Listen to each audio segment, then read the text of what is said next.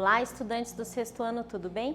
Nesse vídeo nós vamos falar sobre potenciação, os elementos da potenciação e nós vamos ver também que existem algumas potenciações que a gente não precisa fazer o cálculo, que o resultado ele já sai direto. Presta atenção. Sabiam que os elementos das operações recebem nomes especiais e que isso nos ajuda na hora de resolver um problema? Elementos das operações, vamos recordar? Por exemplo, da adição. Os elementos da adição recebem nomes especiais.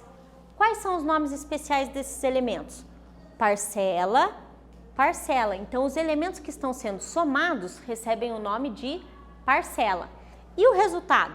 Soma ou resultado, certo? E na subtração, os elementos, quais são os nomes que eles recebem? Vamos lá. O número que vai em cima e que normalmente é o maior, ele é o minuendo, certo? Isso a gente está falando dentro do conjunto dos números naturais. O número que vai embaixo é chamado de subtraindo. E o resultado é chamado do quê? De resto ou diferença, certo? Muito bem.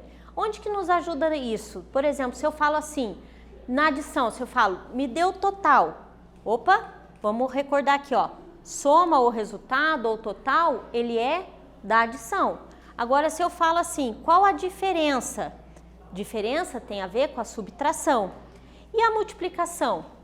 Fator, fator. Então, os dois números que estão sendo multiplicados são chamados de fator. Algumas pessoas falam fator multiplicando, fator multiplicador, tá? Mas são fatores. E o resultado é chamado de produto, tá? Muito bem. E na divisão, o número que vai ser dividido, dividendo. O número que vai dividir, divisor. Resultado, quociente.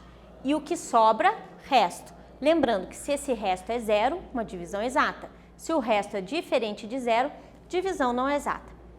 Mas e na potenciação? Isso também acontece? Sim.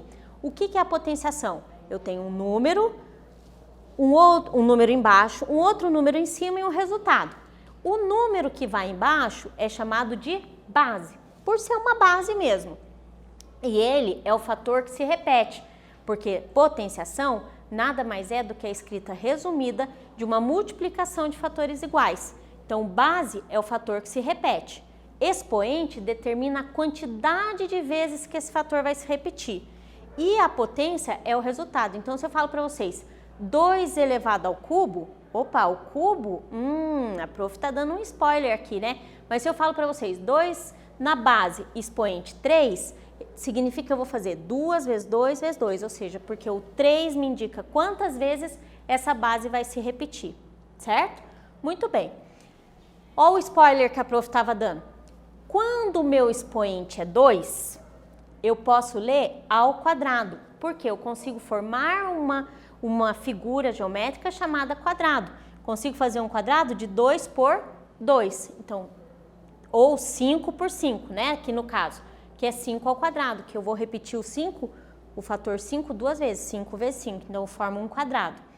Quando o expoente é 3, a gente lê ao cubo, porque tem relação com a figura geométrica mesmo do cubo, a forma geométrica de cubo, certo?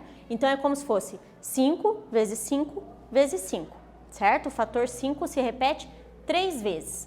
Mas e aí? Se for elevado à quarta? E se for elevado à quinta?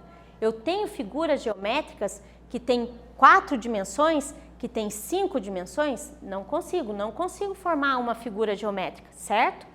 Então, se eu não consigo formar uma figura geométrica, então a gente lê como isso daqui? A gente vai ler como se fosse elevado, então é 5 elevado à quarta potência, ou 5 elevado a 4. 5 elevado à quinta potência, ou 5 elevado a 5, certo? E existe algumas potências que a gente não precisa fazer a multiplicação. Por exemplo, se a minha base é 1, vai ficar 1 vezes 1 vezes 1, infinitamente 1, ou seja, 1 elevado a qualquer número vai dar sempre 1, certo?